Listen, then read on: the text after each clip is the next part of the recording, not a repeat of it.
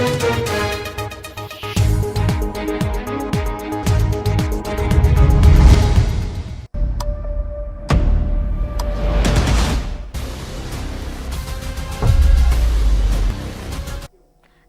आप देख रहे हैं मिरर मीडिया। मैं हूं आपके साथ चंद्रा सिंह। स्वागत है आपका खबरनामा में। चलिए रुक करते हैं अब तक की सुर्खियों पर।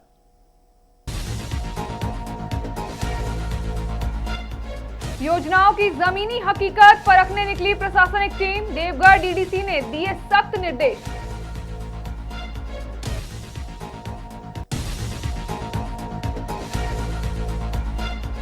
धनबाद के केंदुआडीह में धंसी सड़क, मुख्य मार्ग बंद, इलाके में दहशत।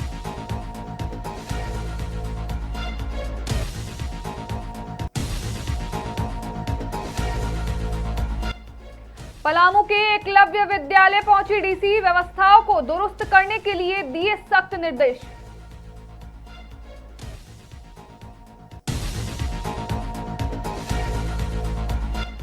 जामताड़ा में स्वच्छता अभियान की शुरुआत। नालियों की सफाई, कचरा उठाव और ब्लीचिंग छिड़काव से स्वच्छता पर जोर।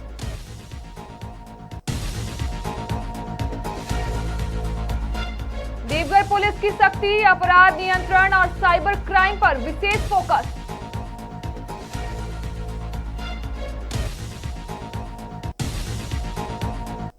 अब खबरें विस्तार से। देवघर में प्रशासनिक व्यवस्था और सुदृढ़ करने के उद्देश्य से डीडी से पीओ सिन्हा के नेतृत्व में जिला स्तरीय अधिकारियों की टीम ने विभिन्न प्रखंड एवं अंचल कार्यालयों का निरीक्षण किया।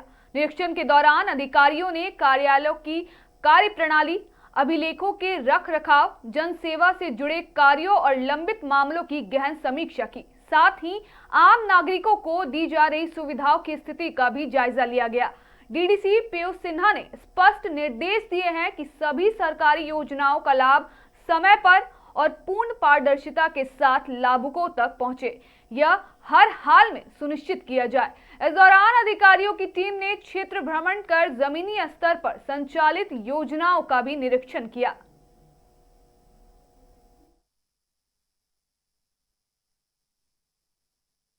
लाइन और जो सरकार का दिशा निर्देश है, जो नियमावली बनी है, उस प्रकार से चलना चाहिए। कई बार ऐसा होता है कि विभाग के स्तर से कई सारे डाक आते हैं और कई सारा प्रतिवेदन मांगा जाता है, कॉम्प्लायंस मांगा जाता है, उसका शायद समय कॉम्प्लायंस नहीं हो पाता है, किसी न किसी प्रोसीजरल डिले के चलते। तो आज एक पर्पस है कि जितने भी जिला स्तर के पदाधिकारी हैं वो अपने अपने कार्यालय से अपने संबंधित जो भी लिपिक हैं, बड़ा बाबू हैं, उनके साथ आए हैं और यहाँ प्रखंड स्तर पे अपने जो उनका अधीनस्थ कार्यालय होगा प्रखंड में, उसका एक ओवरऑल निरीक्षण कर रहे हैं। जो आगत पंजी है, निर्गत पंजी है, वो अच्छे से संधारित है नहीं है, जो स्थापना है वो ठीक से चल रहा है नहीं चल रहा है, तो इन सभी चीजों पर साथ ही जितने अभियंता हैं।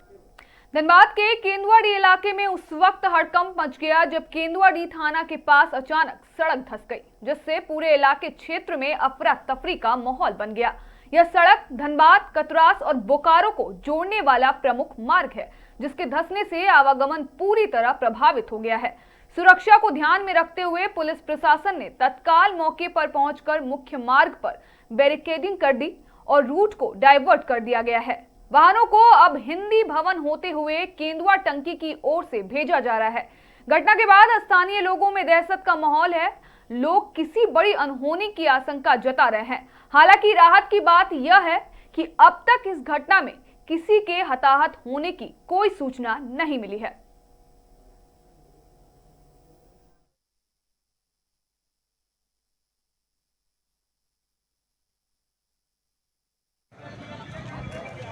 क्या मामला है आज जो रोड बंद किया गया है यहाँ पर?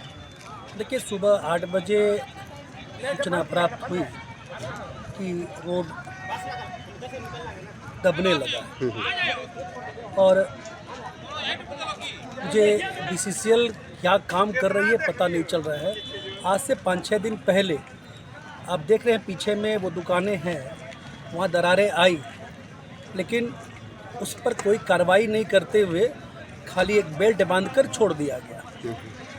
आज कोई बड़ा हादसा हो जाता, क्योंकि रोड जिस हिसाब से क्रैक हुई है मेन रोड की, और अब तक 8 बजे से हम लोग यहाँ हैं बीसीसीएल के कोई आला अधिकारी अभी तक यहाँ नहीं पहुँचे। जिला प्रशासन के कोई अधिकारी नहीं, अभी तक कोई नहीं पहुँचे हैं।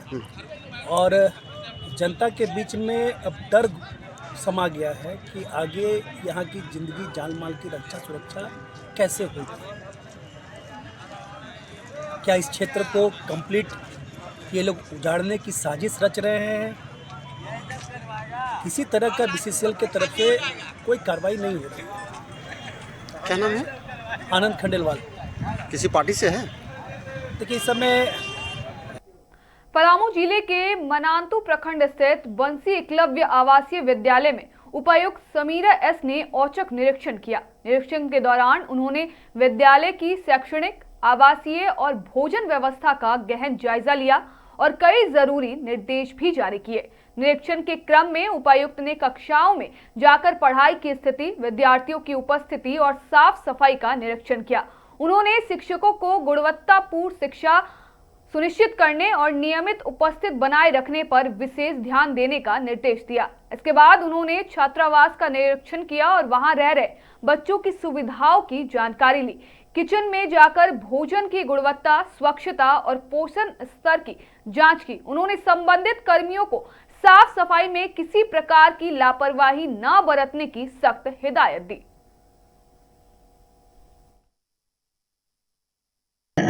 भाषण देना मुझे ऐसे तो आता नहीं है, हिंदी बहुत मुश्किल होता है और मैं भाषण देने का सोच के भी नहीं आए थे कि मैं बार बार हमारा वेलफेयर ऑफिसर कल्याण पदाधिकारी प्यारेलाल जी बताते कि आपको एक बार जाके देखना होगा हमारा एकलव्य स्कूल। वहाँ जाने को बहुत दिक्कत होता है, वहाँ पे गर्ल्स हॉस्टल के वहाँ पे जो पुल होता है वो बनाया नहीं है, तो वो सब देखेगा तो हम लोग आगे का प्लान कर सकते हैं।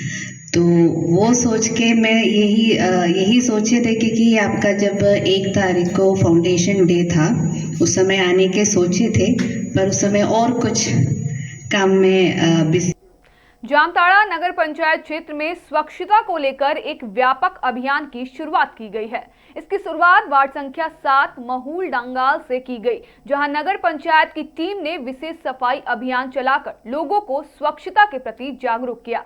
नगर पंचायत अध्यक्ष आशा गुप्ता, कार्यपालक पदाधिकारी सोमा खंडदेत और समाज सेवी तरुण कुमार गुप्ता के नेतृत्व में टीम महूल डंगाल पहुंची। इस दौरान क्षेत्र की नालियों का निरीक्षण किया गया और जाम नालियों की सफाई कराई गई। साथ ही कचरे का उठाव और पूरे इलाके में ब्लीचिंग पाउडर का छिड़काव किया गया ताकि संक्रमण और बीमारियों के खतरे को कम किया जा सके।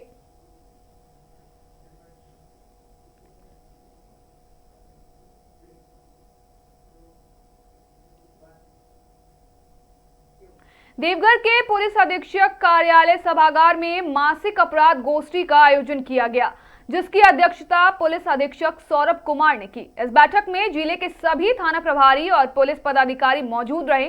गोष्ठी के दौरान जिले में अपराध नियंत्रण, लंबित मामलों के त्वरित निष्पादन और कानून व्यवस्था को मजबूत करने को लेकर गहन समीक्षा की गई।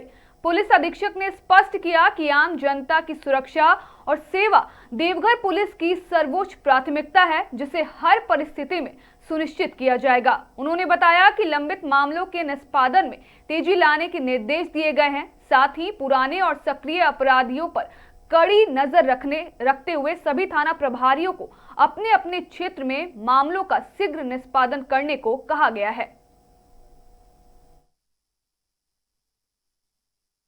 साइबर क्राइम और नशा दोनों निश्चित रूप से देवघर में फल फूल रहा है और काफ़ी युवा जो हैं उस पर सक्रिय हो रहे हैं। इसको लेकर देवघर पुलिस पहला तो उनकी गिरफ्तारी के लिए लगातार कार्रवाई कर रही है। हाल ही में हम लोग नशे को लेकर के बड़ी कार्रवाई की थी।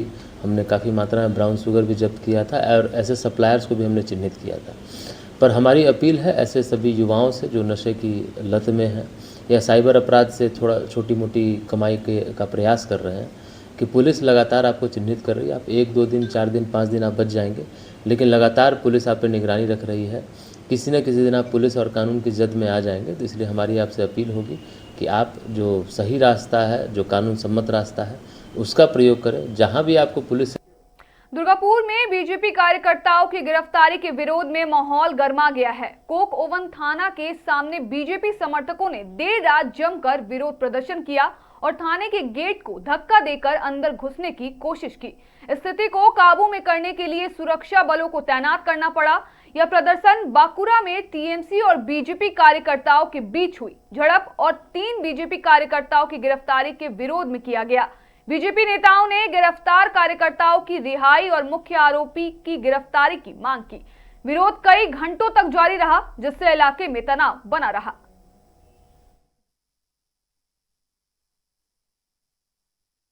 আঘাত করে সিরিয়াস অবস্থায় হসপিটালে ভর্তি আছে। আর আজকে এই কোকোভেনার চামচা তৃণমূলের পুলিশ বিরাট অঙ্কের টাকা পাঠিয়ে দিয়েছেন কি শুভেন্দুকে সুজয়কে অ্যারেস্ট না করলে এই এলাকায় বিজেপিকে আটকানো যাচ্ছে না। তাই আজকে পরিকল্পিতভাবে এই এলাকার যে নেতা আছে তৃণমূলের তার টাকা মদের বদলে পাঠিয়ে দিয়েছে। সেই কারণে আজকে ঘর থেকে রাত্রেবেলায় 11টার সময় তুলে এসছে শুভেন্দুকে সুজয়কে ভাই প্রদীপকে। সেই কারণে এসেছিলাম কি কারণে অ্যারেস্ট করেছেন। যদি অ্যারেস্ট করে থাকেন যে প্রথম মারলো যে শিপুল শাহ ব্লক প্রেসিডেন্ট কাউন্সিলর প্রাক্তন সে কোথায়, গুড্ডু কোথায়, কেন শোনো না? পুলিশের উত্তর নেই, কারণ পুলিশকে দেওয়া হয়েছে না। দেখুন ব্যাপারটা তো যে কার্যালয়ে হামলা হোক না কেন নিন্দনীয়। আমি একদম খুব ইংরেজিতে বলবো যে যেই করুক যেখানেই করুক যারাই করুক পুরো ব্যাপারটা কিন্তু খুব নিন্দনীয়। ডেফিনেটলি আপনি যখন এই প্রসঙ্গটা তুললেন, এবার আমি আপনাকে এটা বলতে পারি যে আমি কালকেও বলেছি আবারও বলছি, দেখুন ঘটনাটা শোনার পর যাতে ব্যাপারটা নিয়ে খুব একটা ইয়ে না হয়, যাতে সীমিত হয়, তার জন্য কিন্তু আমাকে বারবার বলা সত্ত্বেও আমি কিন্তু ইচ্ছা করে সাইটে যাইনি। बिहार की राजनीति में बुधवार को बड़ा और ऐतिहासिक बदलाव देखने को मिला, जब सम्राट चौधरी ने मुख्यमंत्री पद की शपथ लेकर राज्य के 24वें मुख्यमंत्री के रूप में कार्यभार संभाल लिया। राजधानी पटना स्थित लोक भवन में सुबह 11 बजे आयोजित भव्य समारोह में उन्हें पद और गोपनीयता की शपथ दिलाई गई। शपथ ग्रहण समारोह में कई वरिष्ठ नेता, जनप्रतिनिधि और गणमान्य लोग मौजूद रहे। नई सरकार के गठन के साथ ही राज्य की राजनीति में नए समीकरण बनते हुए नजर आ रहे हैं। सरकार गठन में संतुलन बनाए रखने के लिए सहयोगी दलों को भी अहम जिम्मेदारियां दी जा रही है। विजेंद्र यादव और विजय चौधरी को उप मुख्यमंत्री बनाया जा रहा है। इसके अलावा कई नेताओं ने मंत्री पद की शपथ लेकर नई कैबिनेट को आकार दिया है। राजनीतिक जानकारों का मानना है कि इस बदलाव से बिहार की नीतियों और विकास की दिशा में बड़ा परिवर्तन देखने को मिल सकता है। भारतीय जनता पार्टी के नेतृत्व में बनी इस सरकार से प्रशासनिक प्राथमिकताओं में भी बदलाव की उम्मीद जताई जा रही है। कुल मिलाकर बिहार की सियासत में यह दिन एक ऐतिहासिक मोड़ के रूप में दर्ज हो गया है, जहां पहली बार भाजपा ने सीधे मुख्यमंत्री पद की कमान संभाली और सत्ता का पूरा समीकरण बदल गया।